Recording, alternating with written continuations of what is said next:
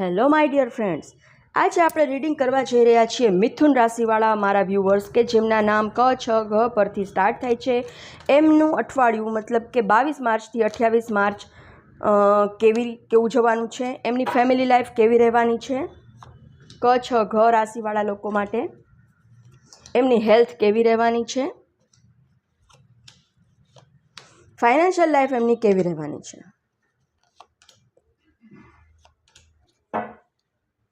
બોટમની energy આવી ગઈ છે કિંગ ઓફ વોન્ડ, મતલબ કે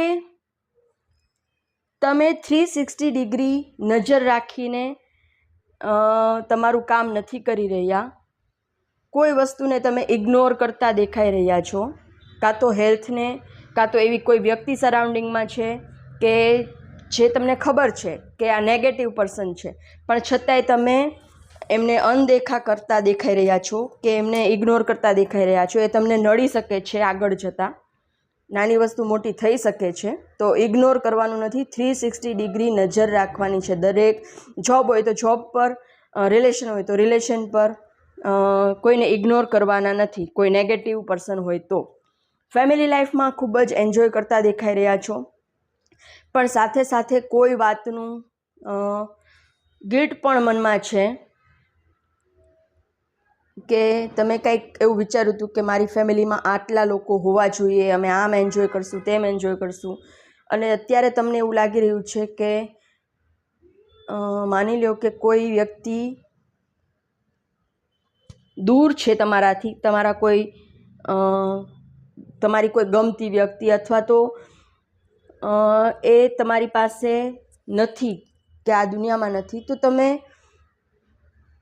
દુઃખી થઈ રહ્યા છો, પાસ્ટને યાદ કરીને દુઃખી થઈ રહ્યા છો કે અમે બધા સાથે કેટલું એન્જોય કરતા હતા, કેટલું સરસ રીતે રહેતા હતા બધા, એવું વિચારીને તમે દુઃખી થઈ રહ્યા છો.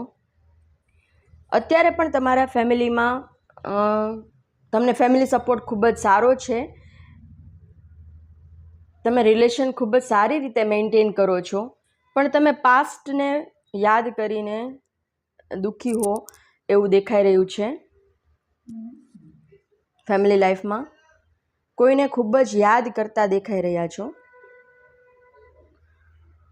હેલ્થમાં એવું દેખાઈ રહ્યું છે કે હેલ્થ ઓવરઓલ ખૂબ જ સારી છે, પણ તમને હેલ્થમાં કોઈ ઇસ્યુ છે નાના મોટા, તો એ તમે છુપાવી રહ્યા છો એવું દેખાઈ રહ્યું છે કે તમને કદાચ ઠીક નથી તો પણ તમને કોઈને કહેતા નથી એવું દેખાઈ રહ્યું છે. તો સિક્રેટિવ નહીં બનો હેલ્થ બાબતમાં. જે કંઈ પણ થતું હોય એ ડૉક્ટરને કહીને એમની સલાહ લો, અથવા તો ઘરમાં કોઈને વાત કરો. તમે કોઈને કહેવાના મૂડમાં દેખાઈ રહ્યા નથી, તમારું દિલ ખૂબ જ દુખી રહ્યું છે. હેલ્થમાં પણ એવું જ આવી રહ્યું છે કે તમે કોઈને યાદ કરીને ખૂબ જ રડી રહ્યા છો, દુઃખી છો, એટલે એની અસર તમારા દિલ પર થઈ રહી છે, અને એ વાત તમે કોઈને કહેતા પણ નથી, સિક્રેટિવ બની રહ્યા છો.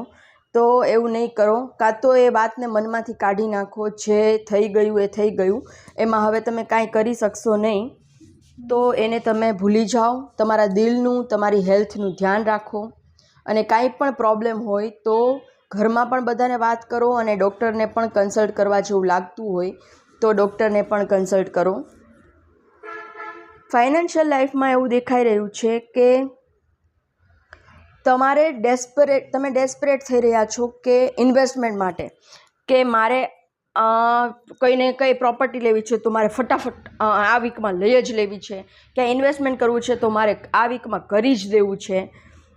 બહુ જ ડેસ્પરેટલી તમે ફટાફટ નિર્ણય લેતા દેખાઈ રહ્યા છો. પણ જો તમે આ ટાઈપનું કરશો, ડેસ્પરેટલી નિર્ણય લેશો, કંઈ પણ જાણ્યા જોયા વિચાર્યા સમજ્યા વગરનું, તમને જો એ ફિલ્ડમાં નોલેજ ન હોય અને તમે નિર્ણય લઈ લેશો, તો પછી એવું થઈ શકે છે કે તમને પછતાવાનો વારો આવે. તો ફાઇનાન્સને લગતા કોઈ પણ ડિસિઝન, જોબ ચેન્જ કરવાની હોય, અથવા તો બિઝનેસમાં તમારે ક્યાંય ઇન્વેસ્ટમેન્ટ કરવાનું છે, સ્ટોક એક્સચેન્જમાં કંઈ ઇન્વેસ્ટમેન્ટ કર્યું છે તો ડેસ્પરેટ થવાનું નથી. નેક્સ્ટ વીકમાં તમારે ડેસ્પરેટ થવાનું નથી. ફટાફટ કોઈ નિર્ણય લેવાના નથી. વિચાર્યા વગરના ફાઇનાન્સને લગતા કોઈ નિર્ણય લેવાના નથી. પ્લીઝ યુનિવર્સ મને જણાવો કે મિથુન રાશિવાળા મારા વ્યૂવર્સ માટે નેક્સ્ટ વીક માટે એવો કયો થોટ છે કે જે મનમાં રાખીને આગળ વધશે તો એમનું નેક્સ્ટ વીક સારું જશે. સ્નીઝોફ્રેનિયા મતલબ કે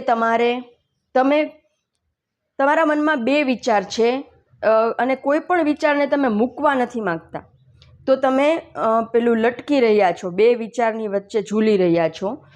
તો કોઈ એક નિર્ણય કરો કે તમારે એકચ્યુઅલમાં કઈ બાજુ જવું છે, કઈ રીતે તમારે આગળ વધવું છે. તમારે કોઈ પણ એક નિર્ણય કરવો પડશે. દિમાગનું સાંભળવું છે કે દિલનું સાંભળવું છે. તમે બંને વચ્ચે બેલેન્સ બનાવીને નથી ચાલી રહ્યા. તો ડિવાઇન તમને એવું કહેવા માગે છે કે દિલ દિમાગ વચ્ચે બેલેન્સ રાખીને ચાલો. બધી વસ્તુ તમારા હાથમાં હોતી નથી.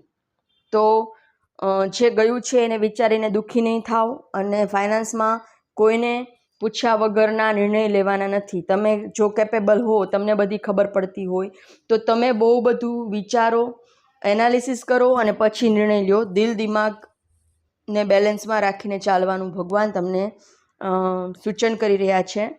તો તમે સરસ રીતે તમારી લાઈફ જીવી શકશો. આ જનરલ કલેક્ટિવ રીડિંગ છે. તમારે પર્સનલ રીડિંગ બુક કરાવવું હોય તો સ્ક્રીન પર આપેલા મોબાઈલ નંબર પર મને મેસેજ કરો. Thank you so much.